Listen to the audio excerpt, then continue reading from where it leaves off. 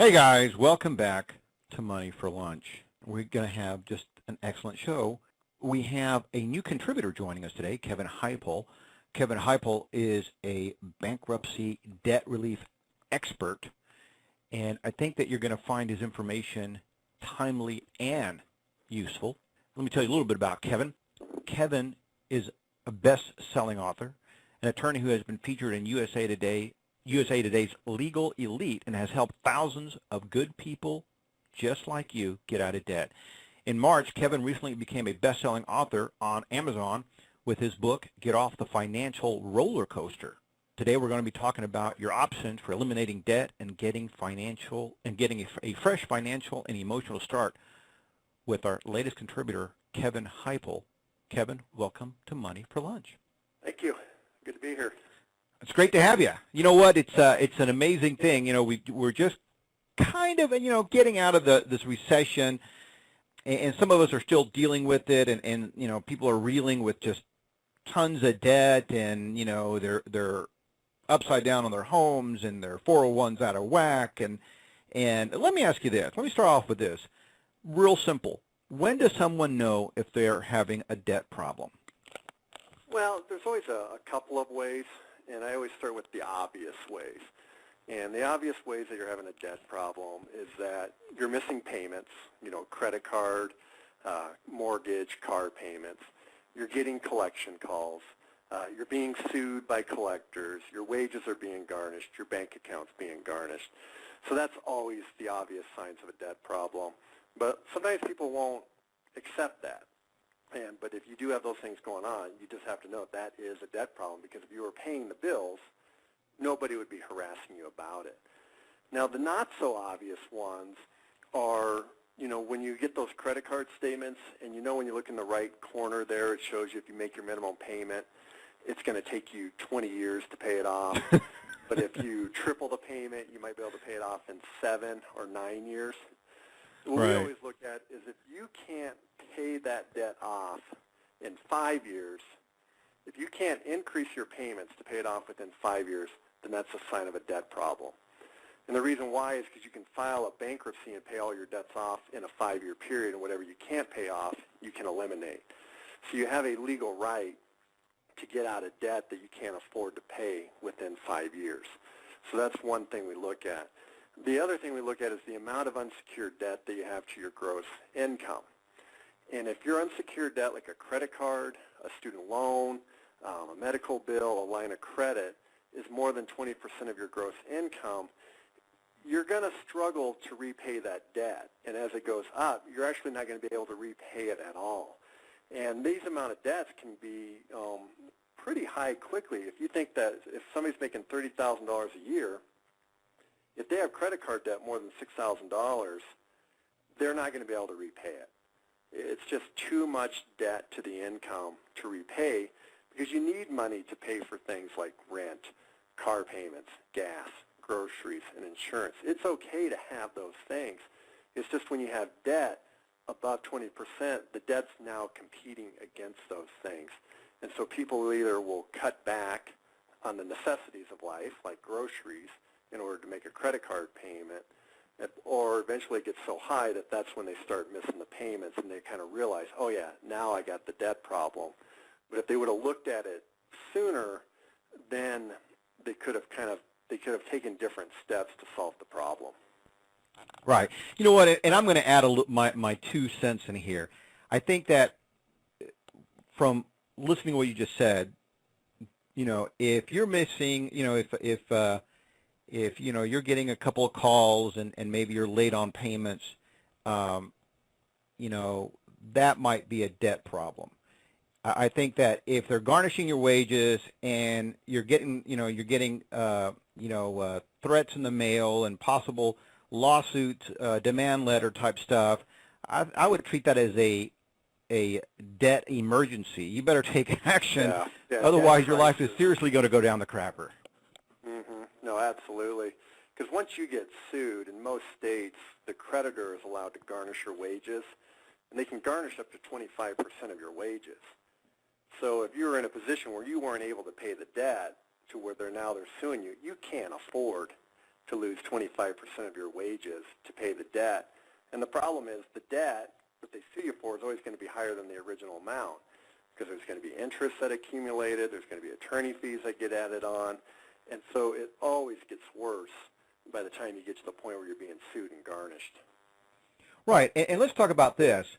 You know, there's this emotional component that can really, cause a lot of issues too. In your book, you talk about the emotional challenges that people face when they are struggling with debt. In your opinion, with all your experience, what do you see as the biggest challenge they face? It's fear. It's fear of not knowing what happens if you don't pay the debt, and then it changes to fear of what happens when what the collectors can do to you. Collection companies are notorious for using some underhanded tactics to get you emotionally upset so that you'll pay, and that will put somebody into fear, and so they worry. They're afraid of what happens if they don't comply with the collection companies. And then, you know, what's ironic is there's actually a big fear about the solutions out there. You know, There's a fear of what happens if I do credit counseling, or what happens if I settle the debt, or what's the fear of bankruptcy, because they don't have all the information, but they're feeling the emotions of being in the debt, and now the emotions of trying to get out of it. And there's all kinds of emotions that come in. There's the fear of failure. There's also the fear that, you know, it's not going to get better, but yet they have this fanciful hope that it is going to get better, that, oh, if I just win the lottery, this problem will go away. And so what happens is the emotions just kind of make them paralyzed. And as a result, what I find is that most people who have debt, they don't do anything about it for probably a couple of years when it first hits. And I think it just kind of takes a while to awaken from the slumber. And what I found with my clients is just the fear overtook them. And they became so afraid that basically they shut down and they did nothing. Right. You know what? And fear has the ability to do that. Stops you in your tracks. And, you know, I think that the other fear that people deal with is what are people going to say about me? Who's going to find out? If I file bankruptcy, if I get this debt counseling, if I go, if I call Kevin Heupel, who's going to know? You know, my neighbor's going to look at me funny because they're going to know that I'm getting this help, which is, first of all, not true. And second of all, really, who cares? You need help. Just get it. And, back to, what we started to talk about in the very beginning, another symptom of a debt problem, if you're having tough time sleeping, if you're constantly worrying about it, that might be a debt problem. Kill it before it becomes a debt emergency. And it's amazing to me, this thing that we as humans have, this fear where, we're afraid that we can't pay our bills, but we're afraid of the solution. We're afraid of what other people are going to say. We're afraid that we're going to lose everything, but yet we do nothing. And it's just amazing as humans how we are able to do this on a regular basis. Oh, yeah, it's funny. Fear has competing interests, and then they all feel equally the same. So like what you said, you get to the point where like, well, they're all the same. There's nothing I can do, so I'm not going to do anything. Right. And eventually something happens that will propel you to do it, whether you're talking to a friend who says, oh, have you ever looked at bankruptcy, or you're getting garnished, you're losing your home to foreclosure, you see an ad on TV, and then all of a sudden the mind wakes up one day. It's like, oh, yeah, boy, we got to do something here. Because, now it's gone beyond fear. Now it's about livelihood. It's about survival. Let's talk about this real quick. What kind of solutions are available for someone who is struggling to pay their bills? The most popular three solutions out there are credit counseling, debt settlement, and bankruptcy. And they all kind of work differently, and it really depends on somebody's income, assets, and type of debts. Like credit counseling is when you take all your credit cards and you get them on a repayment plan within 5 years at a lower interest rate than what the current cards are. So if your only debt's credit cards and you got a pretty good income, it's a great solution for that. If you have other types of debts, then it's going to fall short. It's not going to solve it. Debt settlement is where you settle for pennies on the dollar. And you hear the stories. Well, I was able to settle my $100,000 debt for $20,000. And that can certainly happen. And you can do that with a variety of debts. You can do it with credit cards. You can do it with medical bills. You can even do it with private student loans. The kicker is that you need to go into default on these debts. They need to be sold to a collection company because that's where the profit's made. Let's say you have a credit card at Chase and it's a $50,000 card and you haven't paid it. Chase will sell it to a collection company and they might get 10 grand for it. And Right. Chase will just take the 40,000 and write it off as a loss, is how they go about it. Well, now the collection company's in at 10. So for the collection company to make money, they just need to settle it for something above $10,000. And that's why you hear that, yeah, they'll take $15,000. And especially they'll take it quick because now they made a $5,000 profit within a week. I mean, that's a good rate of return. And so that's how collection companies look at it, and that's why you can settle the debts with them. The kicker is you need the $15,000 cash. You got to have the money. The collection company is not going to take payments over 5 years to get the $15,000. If they're going to take payments, they're going to want the entire $50,000, which they're entitled to do. And I think that's kind of one of those myths out there that people think, well, I'll settle it for 15 and I'll just make payments on it, and you can't do that. And another thing that people need to realize with debt settlement is you do pay a tax on what you settle. With my example, if you have the $50,000 debt, you settle it for 15, you are going to pay taxes on the $35,000. Wow. So the 35,000 are looked as what, income? Mm-hmm. Yeah, it's looked as income, ordinary income, so you just add it to your line and it gets taxed at ordinary personal income tax rates. So, you know, Wow. if you're in a lower income bracket, that's maybe not such a bad thing, but if you're a high income earner, yeah, you know, that the amount of that debt to settle it has just gotten higher because you're going to have to pay taxes on it. And, Well, you know, this brings me to my next question. Then, out of those scenarios, generally, what solution works the best for eliminating debt?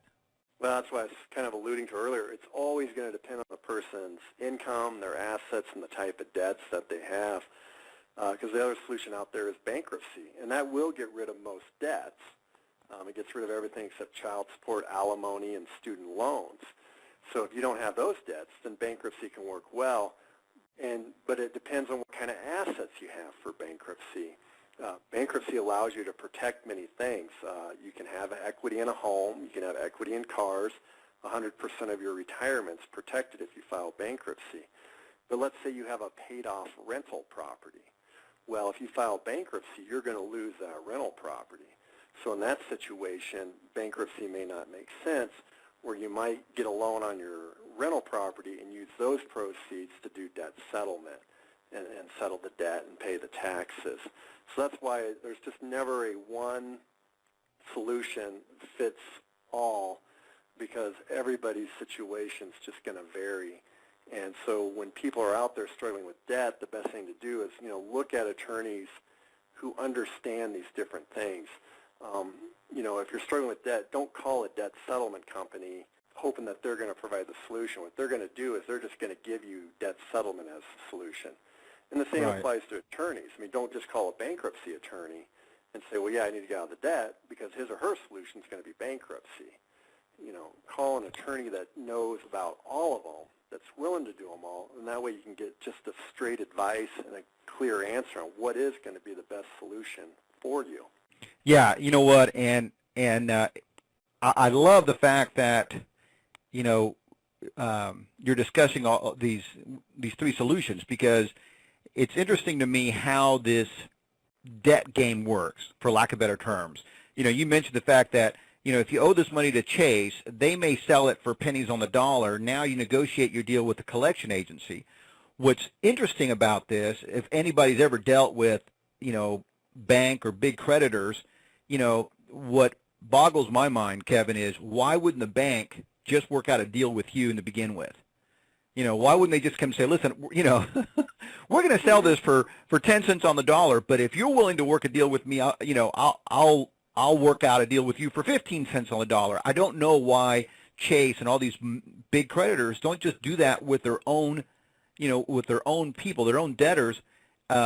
It just doesn't make sense to me. But that is the way the game works. It goes from the, you know, from the original creditor to whoever buys the debt, and you know, and and this thing can go on forever. And you mentioned something else that's so true, that you have these people that are really kind of scummy, for lack of better terms. They really are on the other side of collection laws and fair what is it? The Fair Act. Thank you. The Fair Debt Collection Act. You know, they will use these mob-like tactics. They will lie to you. They will do all sorts of things to upset you, as you mentioned. And if you don't get off your butt and just get a consultation of some sort, talk to somebody and find out what your rights are, you're really going to pay the price, not only financially, but emotionally. Oh, yeah. The emotional part's the worst thing about it. You know, and to your question earlier, why don't the banks settle? Well, a couple of reasons why. One, the banks made money on you already. What I find with my clients who do end up filing bankruptcy is that whatever they bought on that credit card, they paid it off 2 to 3 times over. They just haven't paid off the balance because the interest rate's 16-20%. So they're chasing the compound interest rate. That's why they can't pay it off. But Chase has made money. I mean, whatever was bought has been paid for 2 to 3 times. And then the benefit to Chase is that once they do sell the debt off, now they can take a loss. And it's kind of a fake loss because they already made the money. So what they do is now they're able to take a loss to lower their taxable income. I mean, banks are profitable. Right, yeah. They know how if anybody knows about money. Yeah, the bank always wins. They're like the casino. The house wins, the bank wins. And so to them, you know, it's just a numbers game that works out to their advantage because they made the profit, and now they get to take this tax deduction. And, you know, they build it into their system. They know that 1 to 2% of credit cards are going to get wiped out through a bankruptcy, and they just add it as an expense like anything else that they would have, whether it's office supplies, computers, payrolls, you know, you name it. Right. Hey, Kevin, we're out of time, but great information, great strategies there for people who are suffering from debt.